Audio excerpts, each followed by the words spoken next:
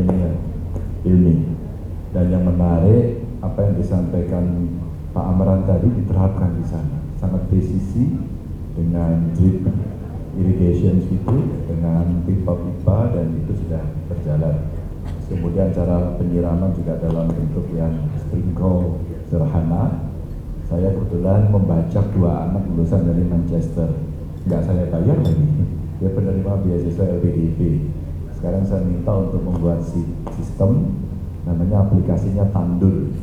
Tandur itu nanam, dan dari aplikasi itu mengintegrasikan antara hulunya bibit bagus, terus kemudian teknik pertaniannya, terus kemudian ilmu tanahnya, termasuk sekolah iklim. Jadi jadikan satu. Nggak tahu kok ya, pinter-pinter anaknya. Dan waktu dia menjelaskan ke saya ya mantuk-mantuk, padahal saya tidak tahu. Tapi intinya dia sampai bisa hitung pada skala ekonomi yang kemudian membuat menarik. Jadi saya senang ada Ilmi, dan saya kira ini pasti punya teman yang lebih banyak lagi ya. Dan ini menjadi harapan karena klik dari sampaikan Pak Amran. Yang kedua, Pak Amran, kalau saya cerita sama beliau, saya masih ingat kunjungan ke Sukoharjo. Datanglah para profesor, maaf ya para profesor, itu di Jawa Tengah, tidak di sini. Waktu itu dia tanya, diskusi sambil kasih bantuan traktor. Seorang profesor datang mendekat ke beliau, saya di sebelah beliau sambil hujan-hujan. Pak, kami punya eksperimen yang bagus Pak, uji coba ada demplotnya. Apa itu? Kami sudah bisa 12 ton Pak padi. Wah, saya juga jawaban dari beliau. Oke, kamu butuh apa? Itu riset atau sudah diuji coba? Ya kita uji coba dalam demplot Pak, demplot ya. Mau nggak? Kamu butuh apa, minta uang berapa, hari ini saya kasih, tapi tanami semuanya dan 12 ton per hektar. Langsung dia, ya kita akan coba dulu Pak, kita kan baru uji coba ya. Saya senyum-senyum saja Bapak Ibu, artinya kampus masih penting, artinya pelaku penting, artinya keberanian penting. Nah saya sedikit aja nggak bisa baca, boleh nggak ditampilkan? Izin ya Pak ya? Itu ya Bu Fikri ya. Saya itu punya data yang mudah-mudahan tidak terlalu terlihat karena Anda pasti akan pusing, tapi boleh di zoom dikit nggak? Ya. Apa? Oh di sini gelap ya? Oh, yang terang di sini ternyata. Nah stop. Bapak Ibu, tidak saya paksa untuk membaca ini, tapi yang paling gampang adalah yang merah-merah itu ada panah ke atas, itu harga komoditasnya naik. Dan sekarang dunia lagi repot di sini. Ini inflasi. Ini tiap hari saya minta dikirimin. Kami punya aplikasi, tapi ternyata kawan-kawan lebih suka ini. Beras premium itu ternyata terdapat kenaikan, dikit banget sih sebenarnya. Itu naik. Beras medium naik. Kedelai biji kering impor turun harganya. Ya. Terus kemudian bawang merah naik, bawang putih naik ya. Cabai merah keriting naik. Mungkin yang sudah di rebonding yang turun. Cabai merah rawit turun ya. Terus kemudian daging ayam naik, telur ayam naik, minyak goreng kemasan sederhana naik, tepung terigu curah naik. Terus, nah ini saya mau kasih indikator saja. Ini seluruh dunia pusing. Kemarin tepatnya seminggu yang lalu, saya kedatangan tamu duta besar Uni Eropa. Saya tanya, Menir, orang Belanda ya. Di tempat Anda energi bagaimana? Sulit. Kenapa? Ini Rusia soalnya. Tapi gasnya di mana? Sama. Begitu gasnya sulit, apa yang terjadi? Pupuknya sulit ya Pak. Karena materialnya yang tadi Ilmi bilang, karena ini yang kimia. Sehingga apa? Pangan pasti akan terganggu karena fertilizernya tidak tersupport dengan baik. Lalu saya tanya, bagaimana dengan kondisi pangan di tempat Anda? Kami punya teknologi. Mungkin kami masih bisa menghitung itu, mungkin. Pak Presiden menyampaikan hati-hati 2023 gelap. Dan di G20 nanti kayaknya akan ada pembicaraan itu. Nggak tahu negosiasi seperti apa, butuh putusan politik. Tapi satu saja sikap, tidak membuka keran gasnya, dunia kelimpungan semuanya. Yang plus hari ini banyak terjadi di Amerika. Di Inggris kemarin mahasiswa kita diwawancarai nggak bisa bayar dormitory, mereka mesti sharing. Masaknya sekarang mereka masak di kos-kosan. Bung Sukri dulu PhD di mana? Di Jerman. Di Jerman. Kos-kosan mahal. Di Jerman ya. Jadi kalau Bung Sukri ke sana pasti merasakan bagaimana kos-kosan, bagaimana masak sendiri. Dan biasanya kalau sekolah keluar itu pintar masak karena kefek-fek, agak terpaksa. Ya, iya. Saya ada Bung Ilmi senang. Komoditas ini bisa kita produksi semua. Pak Amran sudah menceritakan petanya. Hanya butuh satu aja kan? Mau nggak? Dan mau itu artinya harus begini. Kalau nggak musuhnya beliau udah ngalami. Siapa? Mafia. Betul nggak?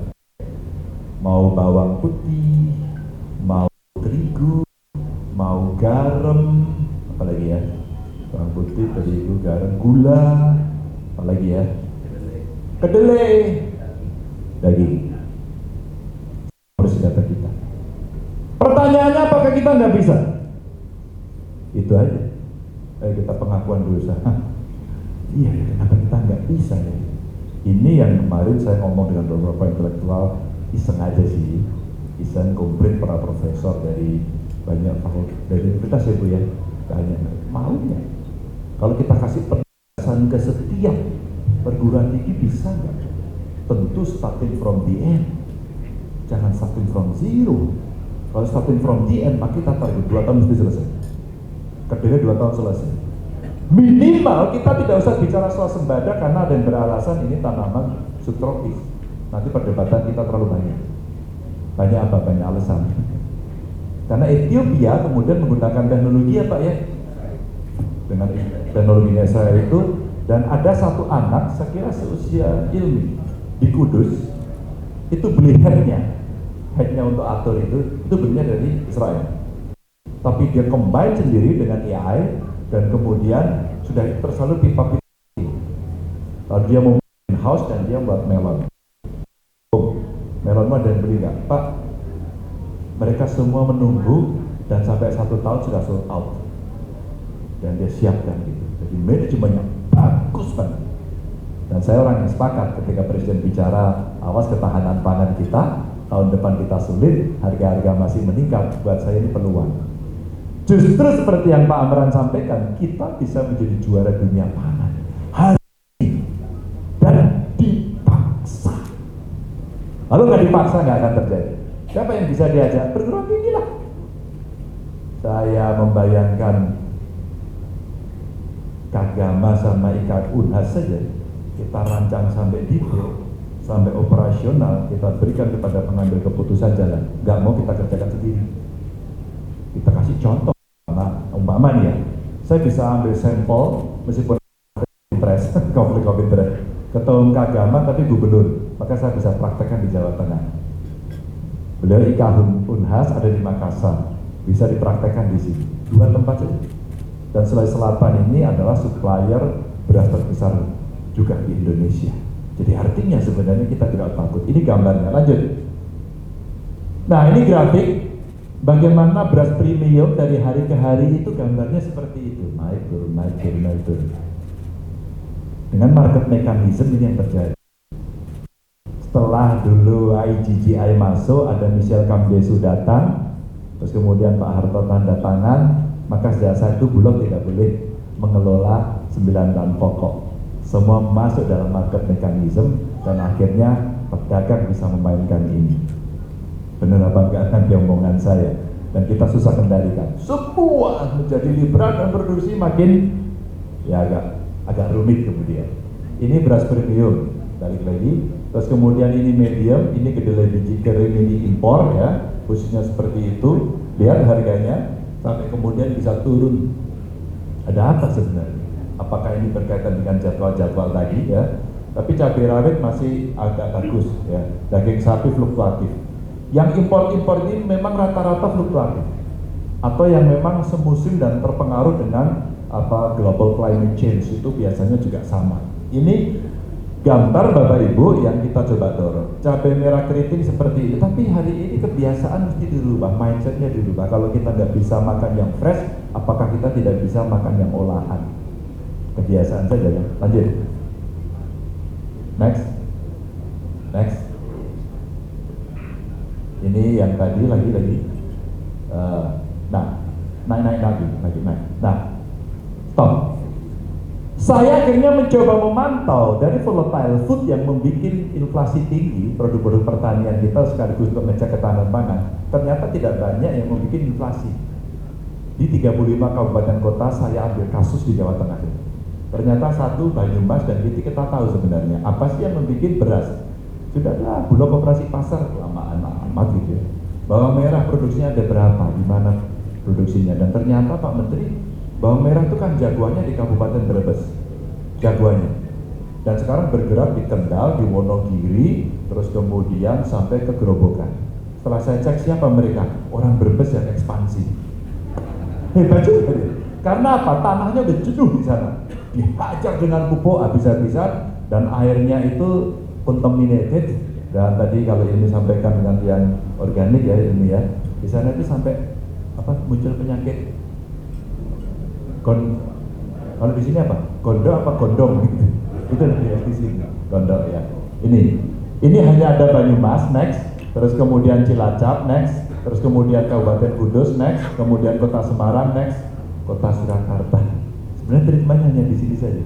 Dan ini membuat situasi yang sulit. Teman-teman, saya hanya memberikan gambaran, ada aksi anak muda, ada menteri yang waktu itu dengan yang top lah waktu itu di dunia itu. Nah, hari ini dalam konteks ketahanan pangan, mestinya rasanya kita mesti yakin dan mesti pede bahwa ini mampu untuk kita kerjakan.